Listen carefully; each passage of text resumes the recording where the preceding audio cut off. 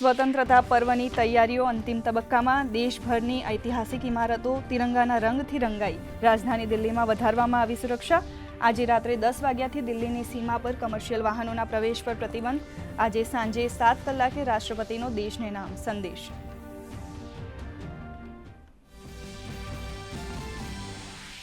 આજે દેશ યાદ કરી રહ્યો છે વિભાજન વિભીષિકા સ્મૃતિ દિવસ પ્રધાનમંત્રી નરેન્દ્ર મોદીએ આ દિવસને યાદ કરતા સોશિયલ મીડિયા એક્સ પર લખ્યું વિભાજન વિભીષિકા સહન કરેલા લોકો માટે હજુ પણ નવી શરૂઆત કરવાની શક્તિ શોધવાનો દિવસ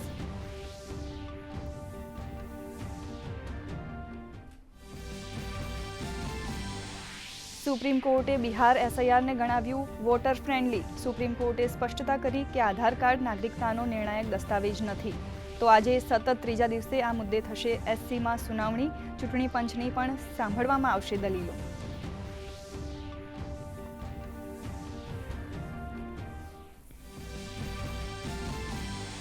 અલાસ્કામાં પુતિન સાથે થનાર કાલની બેઠક પહેલા ટ્રમ્પની રશિયાની ચેતવણી કહ્યું યુક્રેન સાથે સંઘર્ષ નહીં રોકે તો રશિયાને ભોગવવા પડશે ગંભીર પરિણામ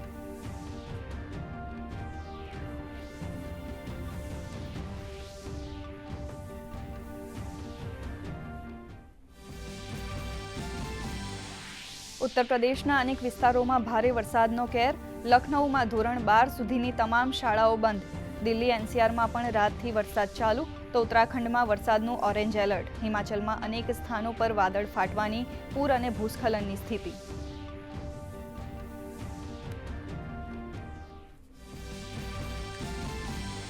રાજ્યમાં આજથી વધશે વરસાદનું જોર 14 થી 19 ઓગસ્ટ સુધી ગાજવીજ સાથે વરસાદની આગાહી 17 થી 19 ઓગસ્ટ દરમિયાન કચ્છ અને સૌરાષ્ટ્રમાં ભારે વરસાદ આજે મધ્ય અને દક્ષિણ ગુજરાત સહિત સંઘ પ્રદેશમાં ગાજવીજ સાથે ઝાપટાનું યલો એલર્ટ છેલ્લા 24 કલાકમાં 71 તાલુકામાં નોંધાયો સામાન્ય વરસાદ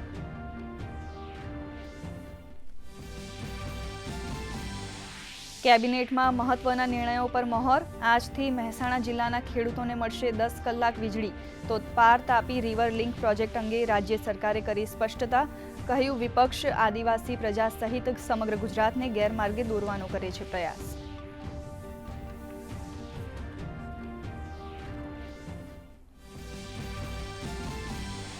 રાજ્ય રંગાયું દેશભક્તિના રંગમાં અમદાવાદના કુબેરનગરમાં મુખ્યમંત્રી ભૂપેન્દ્ર પટેલની ઉપસ્થિતિમાં યોજાઈ ભવ્ય તિરંગા યાત્રા તો વિધાનસભાના અધ્યક્ષ શંકરભાઈ ચૌધરી જોડાયા થરાદમાં આયોજિત ભવ્ય તિરંગા યાત્રામાં 1000 ફૂટ લાંબો રાષ્ટ્રધ્વજ બન્યો આકર્ષણનું કેન્દ્ર